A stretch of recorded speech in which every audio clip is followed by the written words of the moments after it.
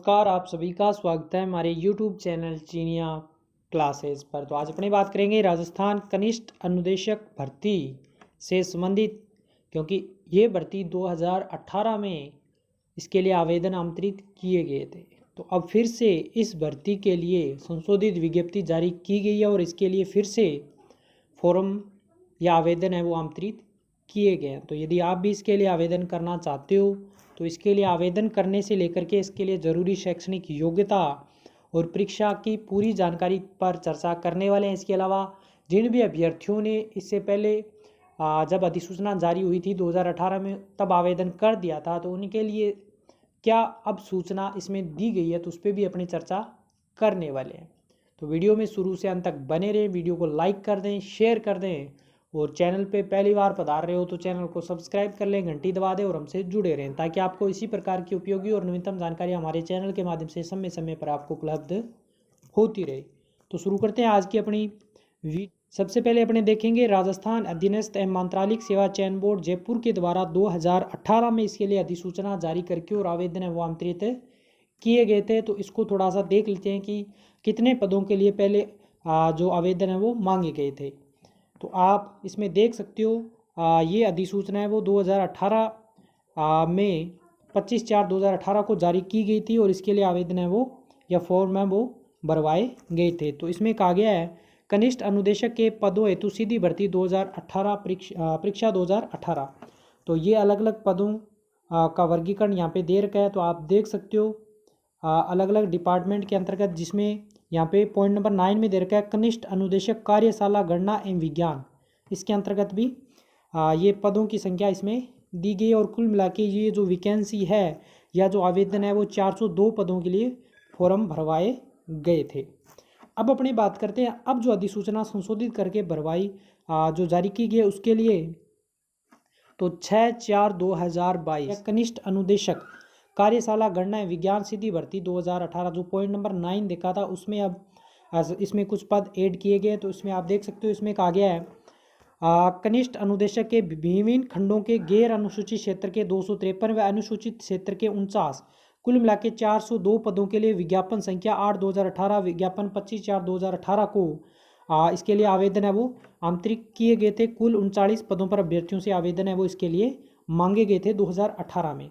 फिर देखिए आगे इसमें कहा गया है जोधपुर द्वारा कनिष्ठ कार्यशाला गणना विज्ञान के पदों की संशोधित अर्थना बोर्ड को भिजवाई गई। अतः बोर्ड द्वारा अब कनिष्ठ अनुदेशक कार्यशाला गणना एवं विज्ञान के गैर अनुसूचित क्षेत्र के 34 व अनुसूचित क्षेत्र के 9 यानी कि कुल मिला के 43 पदों हेतु निर्धारित प्रपत्र में ऑनलाइन आवेदन पुनः आमंत्रित किए जाते हैं। यानी कि पॉइंट नंबर 9 में जिसमें अपने देखे थे कुल 39 पदों के लिए जो उसमें दे रखे थे, लेकिन अब इसमें कुछ पद ऐड किए गए और कुल मिला के यहाँ पे पदों की संख्या बढ़ाई गई है जो अब कितने हो गए हैं 43। तो अब इसके लिए फिर से जो आवेदन या जो आवेदन है वो मांगे गए हैं। तो कनिष्ठ अनुदेशक कार्यशाला गणना विज्ञान पद कोड इसमें 09 दे रखा है। तो देखिए यहाँ पे नोट लगा के इस बारे में कहा गया है पॉइंट नंबर 1 में 12 जिले की शहरी आदिम जाति के लिए कोई पद आरक्षित नहीं है। पॉइंट नंबर 2 में यहाँ पे कहा गया कार्मिक विभाग की अधिसूचना दिनांक 16/4/2021 द्वारा आर्थिक रूप से कमजोर वर्ग के पुरुष अभ्यर्थियों को अधिकतम आयु सीमा पर 5 वर्ष व महिला अभ्यर्थियों को अधिकतम आयु सीमा में 10 वर्ष की अतिरिक्त छूट प्रदान की गई है। और साथ ही में कार्मिक विभाग के प्रपत्र दिनांक 19/4/2021 द्वारा आर्थिक रूप से कमजोर वर्ग के अन्य पिछड़ा वर्ग व अति पिछड़ा वर्ग के समान विभाग के प्रपत्र दिनांक 19/4/2021 द्वारा आर्थिक आवेदन शुल्क जमा कराने का रियायत प्रदान की गई है। पॉइंट नंबर 3 में कहा गया जिन अभ्यर्थियों ने कनिष्ठ अनुदेशक कार्यशाला गणना एवं विज्ञान के पदों पर भर्ती हेतु बोर्ड के विज्ञापन संख्या 2018 के अनुसार आवेदन कर दिया है उन्हें पुनः ऑनलाइन आवेदन करने की आवश्यकता नहीं है। पूर्व में जिन अभ्यर्थियों ने आवेदन कर दिया था उन्हें अपने ऑनलाइन आवेदन में संशोधन करने हेतु ऑनलाइन आवेदन में संशोधन करने की सुविधा वो इसके अंतर्गत दी जाती है। ऐसे अभ्यर्थी जो अब अति पिछड़ा वर्ग व आर्थिक रूप से कमजोर वर्ग एवं विशेष योग्यजन की श्रेणी में आते हैं वे अपने ऑनलाइन आवेदन में अपनी श्रेणी में संशोधन के संबंध में वांछित संशोधन कर सकते हैं। यानी कि जिन्होंने इसके लिए पहले आवेदन कर दिया उन्हें फिर से कोई आवेदन करने की आवश्यकता नहीं है, लेकिन जिनको आप संशोधन करना है वो संशोधन कर सकते हैं। इसके अलावा वे अभ्यर्थी जो पहले अन्य कैटेगरी में थे लेकिन अब वो अति पिछड़ा वर्ग या आर्थिक रूप से कमज़ोर यानी कि EWS कैटेगरी में आते हैं, तो वो इस कैटेगरी में संशोधन करके और यहाँ पे इस कैटेगरी को कर सकते हैं। पॉइंट नंबर 4 में कहा गया सभी श्रेणियों के अभ्यर्थियों को पुनः ऑनलाइन आवेदन करने का अवसर दिया जाता है, यानी कि कोई भी अभ्यर्थी इसके लिए आवेदन है वो फिर से कर सकता है जिसने पहले आवेदन नहीं किया है, क्योंकि इसमें स्पष्ट रूप से कहा है सभी श्रेणियों के अभ्यर्थियों को पुनः ऑनलाइन आवेदन करने का अवसर दिया जाता है, जिसके लिए पात्रता की शर्तों की गणना पुनः आवेदन करने की तिथि के आधार पर की जाएगी। अर्थात जिन अभ्यर्थियों द्वारा पूर्व में आवेदन नहीं किया गया था अथवा पूर्व में आवेदन की तिथि तक पात्र नहीं थे लेकिन अब पात्रता पूरा करते हैं, तो इस अभ्यर्थी को पात्र माना जाएगा। ऐसे अभ्यर्थी अब आवेदन कर सकते हैं, यानी कि 2018 में जो पात्र नहीं थे लेकिन अब इसके लिए पात्र हैं, तो आप इसके लिए आवेदन कर सकते हो। पॉइंट नंबर 5 में कहा गया जिन अभ्यर्थियों द्वारा पूर्व में आवेदन किया जा चुका है उन्हें पुनः ऑनलाइन आवेदन करने की आवश्यकता नहीं है। उन्हें पूरा आवेदन में समय पात्रता शर्तों की पालना पूरी करने के आधार पर पात्र माना जाएगा, यानी कि उस समय जब आपने आवेदन किया था तब आप इसकी सभी जो जरूरी योग्यताएं हैं सबको पूरा कर रहे थे, लेकिन अब क्योंकि 2018 के बाद 2022 में इसके लिए आवेदन फिर से मांगे, 4 साल हो चुके हैं, तो आप किसी भी क्षेत्र में यदि आपको लगता है कि आप इससे बाहर हो रहे हो तो आपको इसके अंतर्गत जो 2018 में इसके लिए भर्ती जारी की गई थी तब के अनुसार योग्य माना जाएगा, न कि अब के अनुसार।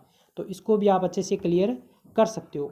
फिर देखिए आगे पॉइंट नंबर अगले में दे रखा है आवेदन एवं परीक्षा शुल्क जमा कराने ऑनलाइन आवेदन भरने की तिथि, यानी कि अब आप इसके लिए फिर से आवेदन करना चाहते हो तो कब से कर सकते हो।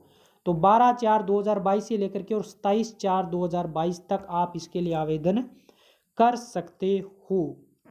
तो ये महत्वपूर्ण डेट है, आप इसको ध्यान रखें और आवेदन इस डेट के भीतर भीतर कर देवें। परीक्षा का माह के बारे में बताया गया है कि कनिष्ठ अनुदेशक कार्यशाला एवं गणना विज्ञान के पदों पर भर्ती परीक्षा संभावित माह सितंबर 2022 को बोर्ड द्वारा आवंटित परीक्षा केंद्रों पर करवाई जाएगी। इस संबंध में विस्तृत गणना बोर्ड की वेबसाइट एवं प्रेस विज्ञप्ति के माध्यम से अलग से दे दी जाएगी। बोर्ड के पास परीक्षा की दिनांक एवं स्थान में परिवर्तन करने का अधिकार सुरक्षित है, यानी कि इसके लिए जो एग्ज़ाम है वो तो सितंबर माह में इसका एग्ज़ाम संभावित डेट बताई गई है। तो बाकी भी इससे संबंधित जो भी जानकारी आएगी हम आपको चैनल के माध्यम से जानकारियाँ देते रहेंगे। इसके अलावा नई अधिसूचना और पुरानी अधिसूचना जो 2018 में जारी की गई थी आपको चाहिए PDF चाहिए तो आपको इस वीडियो के डिस्क्रिप्शन में हमारा टेलीग्राम ग्रुप चीनिया क्लासेस का लिंक मिल जाएगा, आप ज्वाइन करके और दोनों PDF प्राप्त कर सकते हो। तो परीक्षा आवेदन कर रहे हो तो क्या कुछ चार्ज आपको इसके अंतर्गत देना पड़ेगा। तो यदि आप सामान्य वर्ग व क्रीमीलेयर श्रेणी के अन्य पिछड़ा वर्ग व अति पिछड़ा वर्ग के आवेदकों तो 450 रुपये, और इसी प्रकार राजस्थान के नॉन क्रीमीलेयर श्रेणी के पिछड़ा वर्ग अति पिछड़ा वर्ग के आवेदकों तो 350 रुपये, समस्त योग्यजन एवं राजस्थान के SC ST के आवेदकों तो 250 रुपये आपको इसके लिए जो शुल्क है वो जमा करवाना पड़ेगा।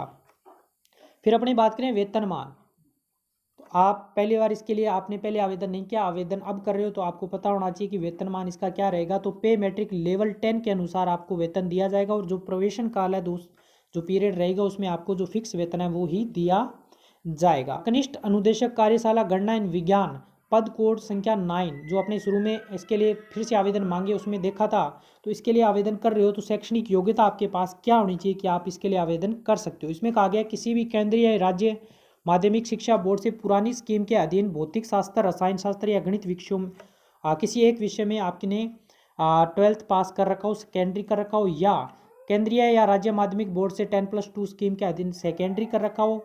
और पॉइंट नंबर 6 में कहा गया है तकनीकी, यानी कि किसी राज्य तकनीकी शिक्षा बोर्ड द्वारा प्रदत्त अभियांत्रिकी या प्रौद्योगिकी मैकेनिकल इंजीनियरिंग में डिप्लोमा आपके पास होना चाहिए।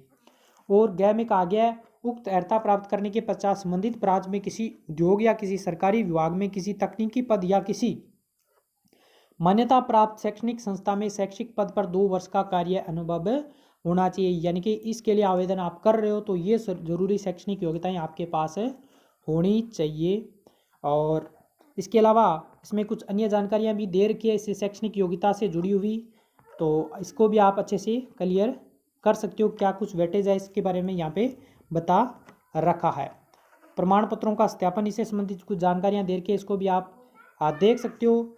और इसके अलावा आप संशोधन कब से लेके कब तक कर सकते हो, तो आवेदन करने की जो अंतिम डेट है उसके बाद में 7 दिनों तक आप 300 रुपये शुल्क जमा करवा के और इसके लिए आवेदन कर सकते हो। संशोधन से संबंधित प्रक्रिया यहाँ पे बता रखी है, तो इसको भी आप अच्छे से क्लियर कर सकते हो। तो ये थी इससे संबंधित महत्वपूर्ण जानकारियाँ। उम्मीद करता हूँ हमारे द्वारा जो भी जानकारियाँ दी गई आपको अच्छे से क्लियर हुई होगी। इसके अलावा पुरानी अधिसूचना और नई अधिसूचना दोनों PDF आपको हमारे टेलीग्राम ग्रुप चीनिया क्लासेज पे मिल जाएगी। आप उसका लिंक आपको वीडियो के डिस्क्रिप्शन में मिल जाएगी, वहाँ से ज्वाइन करिए या टेलीग्राम पर जाइए, सर्च कीजिए चीनिया क्लासेज, ज्वाइन करके आप हमसे जुड़ जाएँ। वहाँ पर आपको दोनों PDF मिल जाएगी, तो आप संपूर्ण जानकारी अच्छे से क्लियर कर सकते हो। तो चैनल पर बने रहें, मिलेंगे नई वीडियो में नई जानकारी के साथ, तब तक धन्यवाद।